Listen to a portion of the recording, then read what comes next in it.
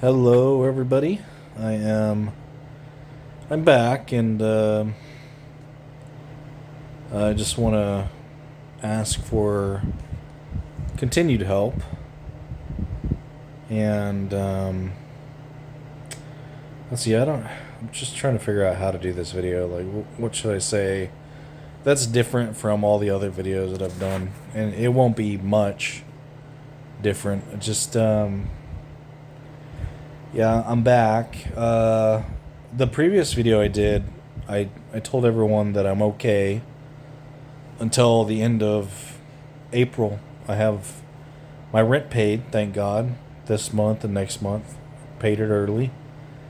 And I have about $240 in my checking account right now, which is great. You know, it's going to pay for grocery fees because I use Instacart, pay for my internet for this month and next month, and which is about $50. Not bad.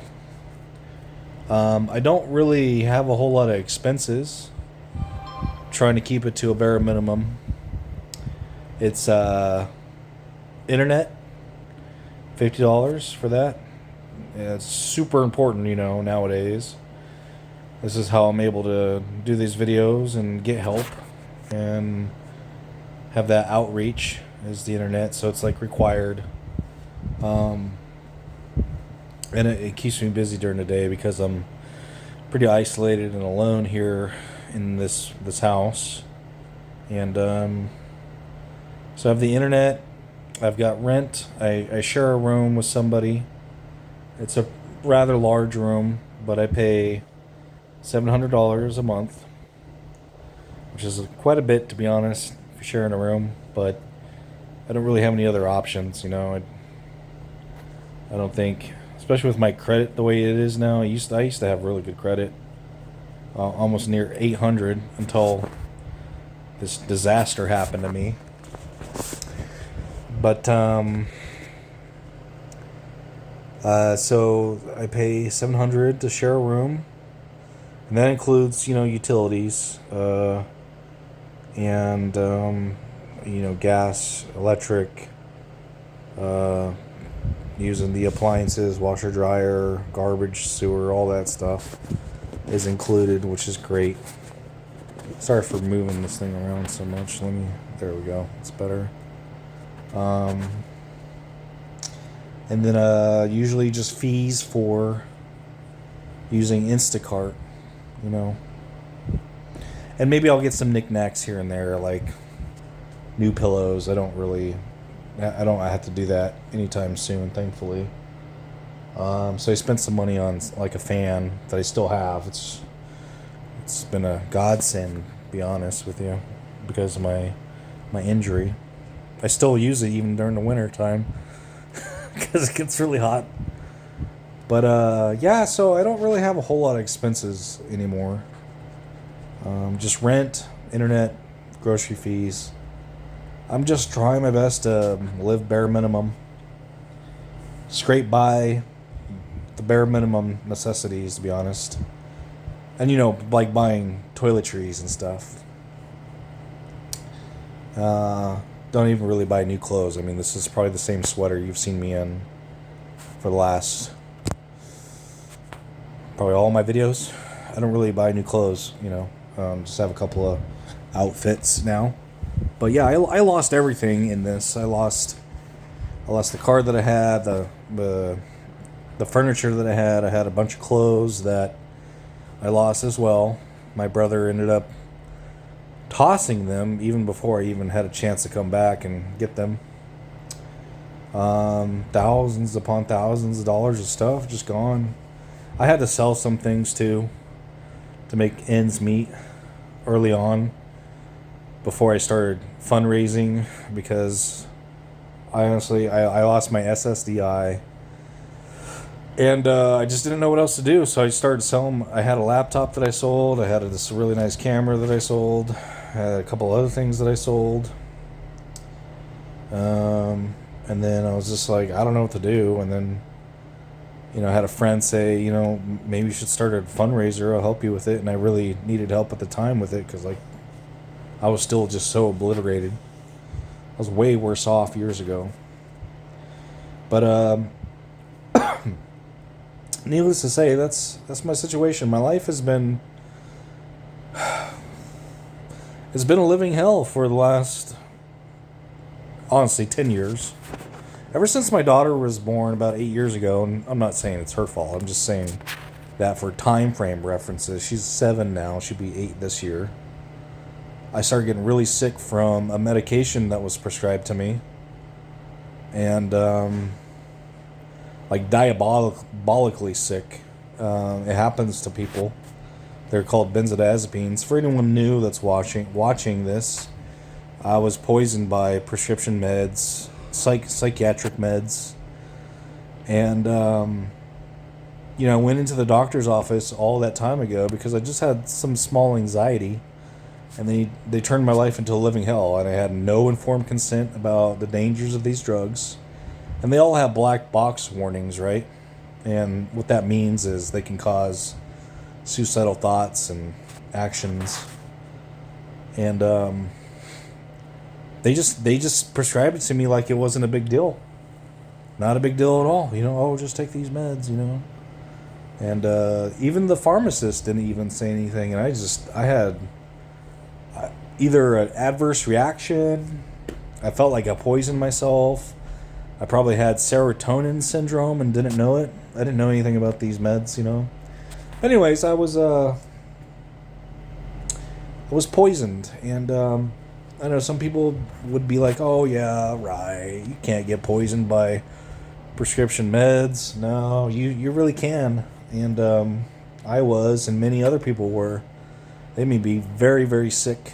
They changed my brain, how it functioned neurologically. And when you try to get off this particular med that I was on, it's called a benzodiazepine, your brain has to readapt to the changes of that chemical not being there. And for some people, it could be just an absolute nightmare. I mean, it's probably one of the worst things you can experience on Earth. And I'm not even exaggerating. I mean, if you look at my fundraiser page, I list everything, just about everything I experienced while getting off that medication, and it persisted for years. Before I tapered, while I was tapering, and when I got off. And it's not even like, it's been about 4 or 5 years since I've been off, and it's only been in the last year or two that a lot of the damage the drug did to my brain and my nervous system has healed, and I attribute that to the Lord. I'm thankful to God, Jesus Christ, for healing me in that regard.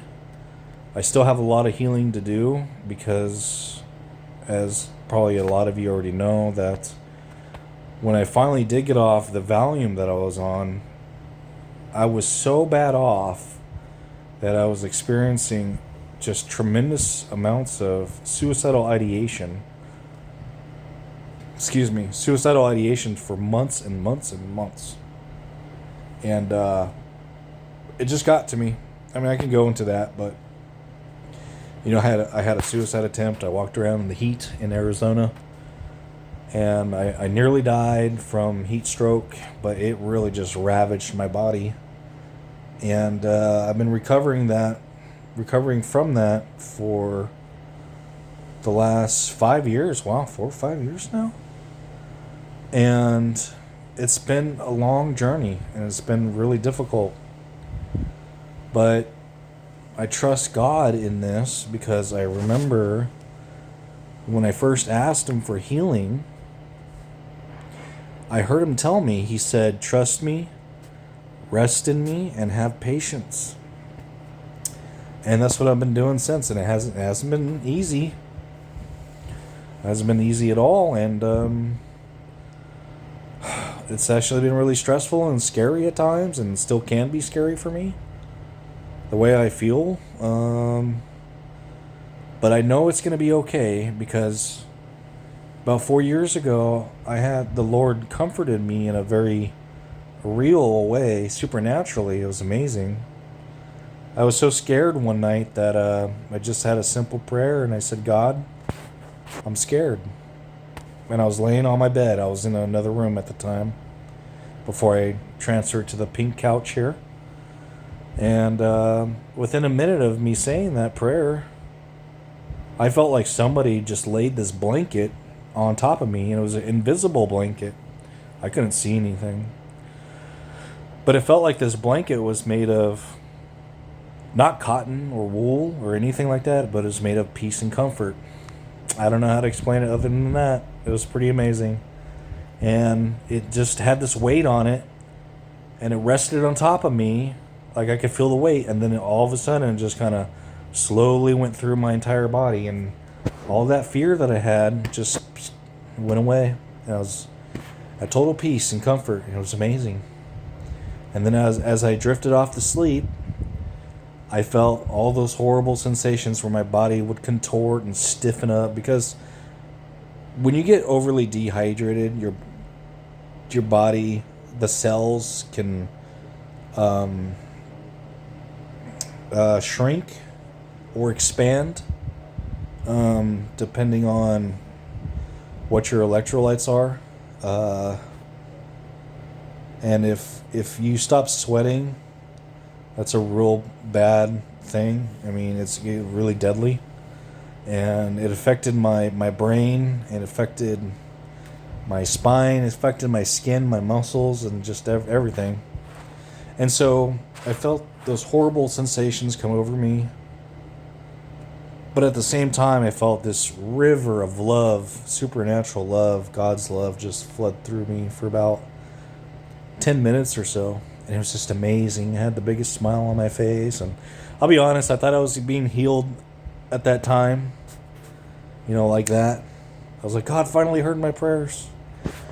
But I really feel like he was just showing me that he's healing me, right?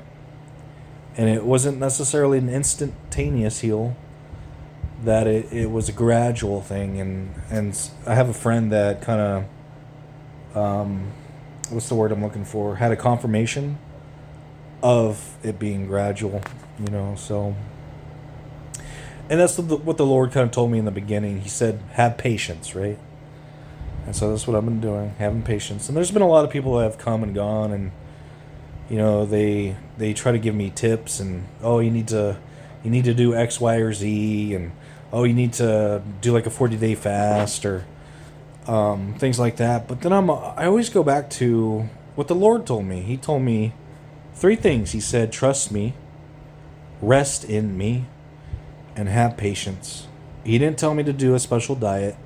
He didn't tell me to do 10 jumping jacks a day. He didn't tell me to pray a 30-minute prayer once a week or anything like that.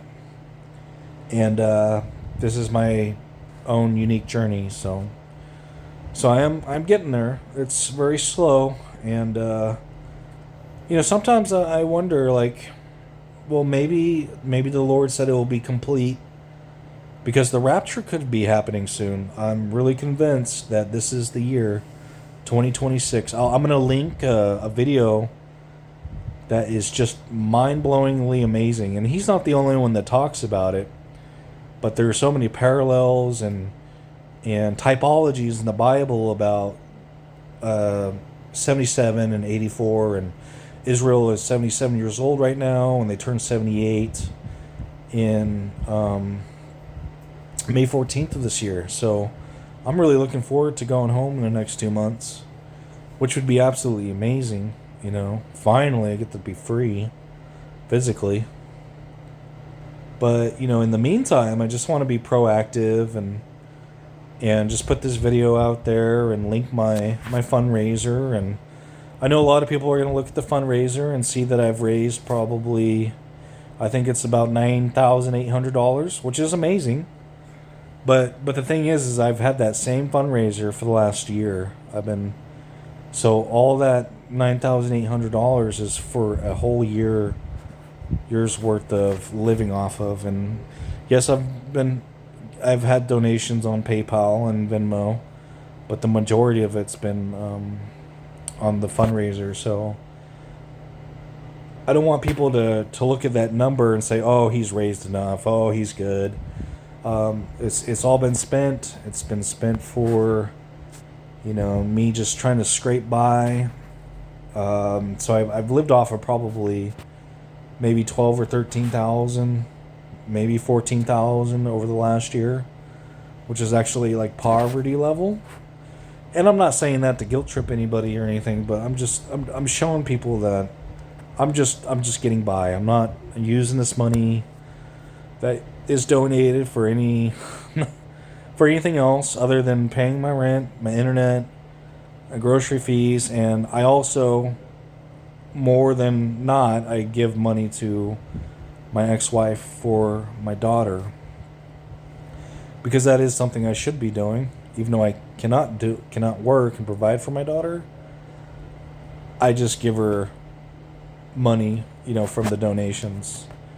I feel like that's what the Lord wants me to do, especially if I get in abundance. Like, for example, 2 months ago, my ex-wife was losing her job and she was freaking out, so I asked for help then, and a lot of people have helped, and I'm really thankful for that, and she's thankful for that. And so I was able to give, I think, around $2,000 or $2,500 to my ex-wife for our daughter, so they would have, a place to stay. And thankfully, my ex-wife has found another job and hasn't really had to go without working or having an income, which is great, So, sorry, I barely talk a lot, so my throat's already getting, raspy. But yeah, I'm just being a little proactive. I'm hoping to God we won't be here soon. But if we are, this is why I want to be proactive. I mean, I've been in that position where I just waited till the last minute, which was a bad idea to ask for help. And because I didn't want to. I was just tired of asking for help all the time. And I was late for rent almost 3 weeks into the month once. And thankfully I have a landlord that was willing to work with me. And he's been very nice, even though I feel like I'm paying a lot. He's been very nice to me, so. And let's see, what else? So yeah, I'm just being proactive. Like I said at the beginning of the video, I have this month and next month rent paid. I've got about $250 in my account right now, which should get me by. But I just want to be proactive. And if you also just want to send money for my daughter's sake, I can do that too. Just in the note, just say, it's for your daughter, which is amazing. I will, I could give you like proof of receipt that I forwarded that money to my ex-wife for our daughter. Other than that, yeah, I'm hanging in there, guys. It's been very difficult. Every day is the same for me. I can't do much. I just kind of have to lay down, and when you're inactive, and it just makes things worse. So it feels like it's snowballing sometimes. I don't know what else to do other than what the Lord told me months ago, or not months ago, but years ago, to trust Him, rest in Him, and have patience. And that was confirmed by a friend of mine, and also the Lord Himself, when He put that blanket of peace on me and flooded me with His love, which was just absolutely amazing. And I just don't really have any other options, like I've said before. It's been very difficult to get on government assistance again. I do get food stamps, thank God. But SSDI has just been denied twice. And, it's really easy when you have help or you're not as sick as I am, as in bedridden, And, shoot, when I first got on it, because I was poisoned by the medications, I was able to drive still. I walk, and I was just experiencing a lot of neurological things, and psychological things like anxiety and panic attacks and depression and emotional things because the drug just totally wrecks your brain. But I was still able to go to like a lawyer's office, and even though I could barely pay attention, I still got things done, praise God. And while I was slowly tapering off the medication, I lost my job because I couldn't function. And I was on SSDI and for about 3 years, and they did not renew it. And then I reapplied, and they denied it. And well, here I am. This is where God has me, and I know He's going to take care of me, and He has been for the last 2 years or so. His Word says it. He says, He feeds the birds of the air and clothes the flowers of the field. So I know He'll take care of me, my bare necessities, and I'm not asking for much. Just to get by, just to get by. And, if you think I'm lying or anything like that, you don't have to give, but please don't talk behind my back. I had something happen recently where somebody kind of slandered me and said I was a fake pretender or whatever, and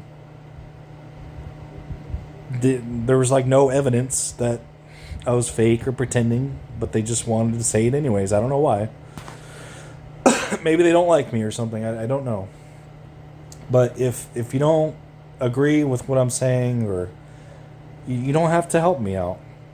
God's going to send the right people my way, and He has, and I believe He will continue to do so until either I'm healed and can work, the rapture happens, which I'd rather that happen, to be honest, or